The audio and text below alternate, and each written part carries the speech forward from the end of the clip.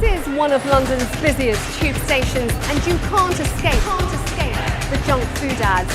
We will camouflage your ads to make them look like nuisance. Should adverts for unhealthy food aimed at children be made illegal? Triple chicken, you can't resist. Hello, wonderful people, and welcome to Ade Asks. Today we're going to be giving you guys some food for thought surrounding the ethics of food advertising as we continue our partnership with BiteBack2030 campaign.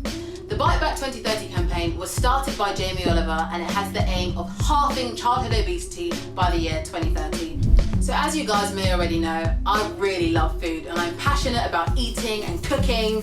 However, back in my school days, I used to really enjoy fast food, and it always seemed to be conveniently placed right on my doorstep. I loved it because it was cheap and it was tasty, but what I wasn't aware of is how bad it was for my health. Like millions of children across the country, I was subjected to advertising on the television, on the radio, even on the bus stops on my way to school. What they were telling me is that these foods would give me instant joy, but what they weren't clear on was the lasting impact it would have on my health. So you may be wondering, why are advertisements for unhealthy foods so bad? I want you guys to all think back to the last time you had a big bag of crisps, maybe a huge bar of chocolate or a bottle of fizzy drink. Did you stick to the recommended portion size that these companies relegate to a really teeny part of the packaging, or did you have a lot more? Okay, so I know some of you guys are out there thinking, so what if foods are addictive? If I exercise regularly, I'll be okay. Well, unfortunately, that is not the case.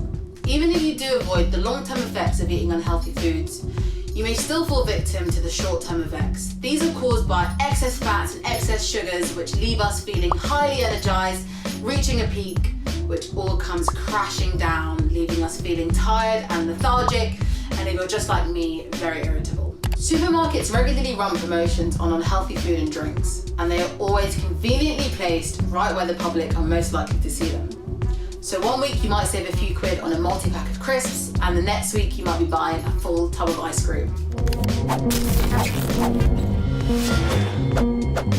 Triple dipped chicken, please. BiteBack2030 tested to see if they could influence 8 unknowing strangers into purchasing this product on a menu at a restaurant. Promotions for triple dip chicken were played on the radio. Triple dip chicken, you can't resist. And they even tapped into the food industry's most recent technique.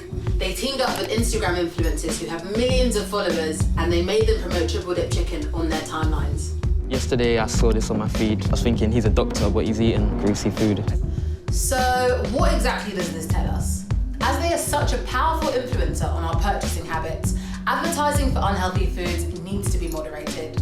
Furthermore, food companies need to start being a lot more honest. They need to be held accountable for how they display their food portion recommendations. You have the right to know how much of a snack or a drink you should consume, and you definitely should not need a magnifying glass to see this information.